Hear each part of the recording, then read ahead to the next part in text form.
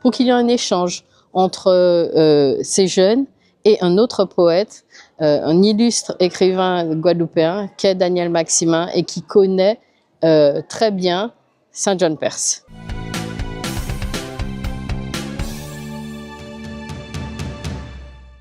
Nous sommes réunis aujourd'hui, jeudi 18, au Collège Sadi Carnot, à l'occasion d'un thé littéraire en hommage à Saint John Perse. Le Collège Sadi Carnot a répondu à l'appel de la ville de Pointe-à-Pitre pour rendre hommage à cet illustre pointois qu'est Saint John Perse à l'occasion du cinquantenaire de sa disparition.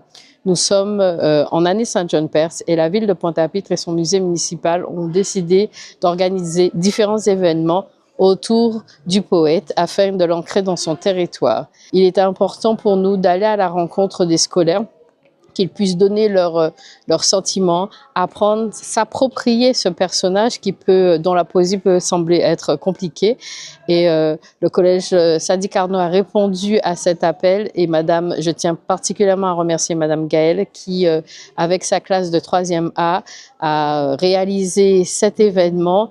Voilà, avec des jeunes motivés qui ont fait des recherches sur le personnage et qui ont voulu tout de suite nous faire un rendu de leurs recherches. Alors, nous sommes en début d'année scolaire. Lorsque Madame Katharina Jacobson, qui est la directrice du musée Saint John Perse, m'a contactée pour un travail scolaire, pour un hommage à Saint John Perse, tout de suite, bien évidemment, j'ai répondu oui. Et puis après, je me suis dit, mais mon Dieu, mais est-ce qu'on aura le temps? Et finalement, donc j'ai tout de suite demandé aux élèves de se mettre au travail. Alors, il faut savoir que nos élèves sont pour la plupart de Pointe-à-Pitre. Ils passent devant le musée Saint John Perse. Ils ont entendu parler de Saint John Perse, mais ne savent pas exactement qui est ce grand personnage de la littérature né en Guadeloupe. Donc, je leur ai demandé de faire un travail de recherche au préalable sur la personne de Saint John Perse. Ce qu'ils ont fait avec beaucoup d'enthousiasme. J'étais très surprise d'ailleurs. Donc, ils ont fait vraiment beaucoup de recherches. Ils ont diversifié leurs sources. C'est ce qu'on leur demande notamment en histoire, de travailler sur les sources.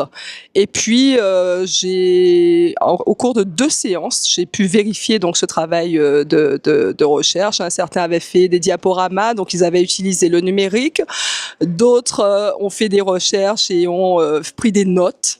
Ils ont fait des exposés, donc voilà, ils ont eu très peu de temps, mais d'une manière générale, toute la classe s'est vraiment investie. Ils ont imprimé des portraits, ils ont voulu faire une exposition. Il y a eu un réel enthousiasme en très très peu de temps.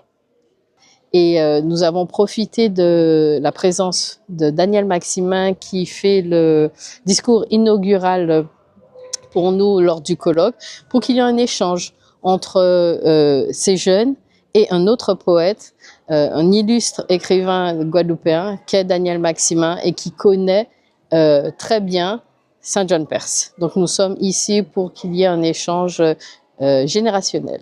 Donc le colloque international Saint John Perse aura lieu vendredi, samedi et dimanche au Memorial Act. Vous êtes tous attendus nombreux. Et dans les offs, nous avons ce soir, jeudi, l'inauguration de l'exposition Saint John Perse, poète et diplomate, prêtée par la Fondation Saint John Perse. Et demain, l'inauguration d'une fresque créée par Stick, l'artiste, au niveau de la maison natale de Saint John Perse. Et puis samedi, un récital avec Mylène Alexis Garel et Leïla Brédan. Donc nous vous attendons nombreux.